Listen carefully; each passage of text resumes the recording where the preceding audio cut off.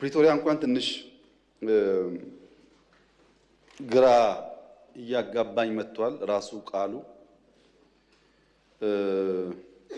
ፕሪቶሪያን አውቀዋለሁ፣ የተማርኩት እዛ ነበረ፣ ግን ማውቀው ከተማ መሆኑን ጠፍቶብኛል። አሁን ፕሪቶሪያ ሲባል ግራ እየገባኝ መጣ።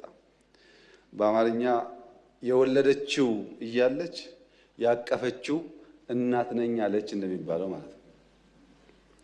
ፕሪቶሪያ የተደራደርነው ከጀነራል ጻድቃን ጋር ነው፣ ከጌታቸው ረዳ ጋር ነው፣ ከአሰፋ ብርሃ ጋር ነው። ዋነኛ ተደራዳሪ በትግራይ ወገን ጻድቃን፣ ጌታቸውና አሰፋ፣ ሌሎች ሰዎች ይኖራሉ። ዋናዎቹ ግን እነዚህ ናቸው፣ ፈራሚዎቹ በእኛም ወገን ይታወቃሉ። እነሱ ስጠይቃቸው ያሉኝ ነገር አለ።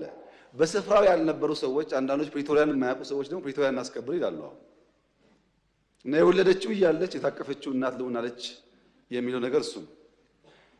ፕሪቶሪያ ስምምነቱ አንደኛ ቲፒኤልኤፍ ህጋዊ ምርጫ አላደረገም፣ ህገ መንግስት ጥሶ ነው ያካሄደውና ያን የጨበራ ምርጫ ይሰርዝ። እሺ ይሰርዛለሁ።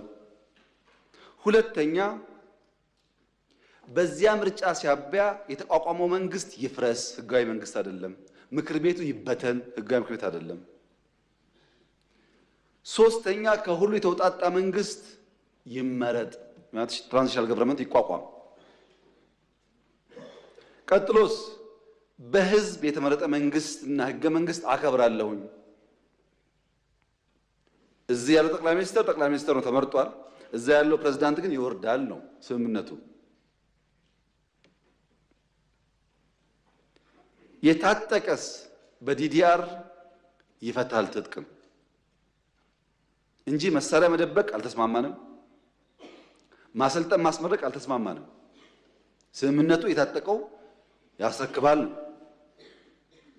እንጂ መሳሪያ ደብቆ ማስቀመጥ ወይም በኮንትሮባንድ ለመግዛት መሞከር የሚል ስምምነት ላይ አልነበረም። የተፈናቀሉስ ይመለሱ ወደ ቀያቸው። ልክ ራያ ላይ እንደመለስ ነው፣ ጸለምት ላይ እንደመለስ ነው፣ ወልቃይትም መመለስ አለበት። ይሄ የመንግስት ጽኑ አቋም ነው። ይመለሱ።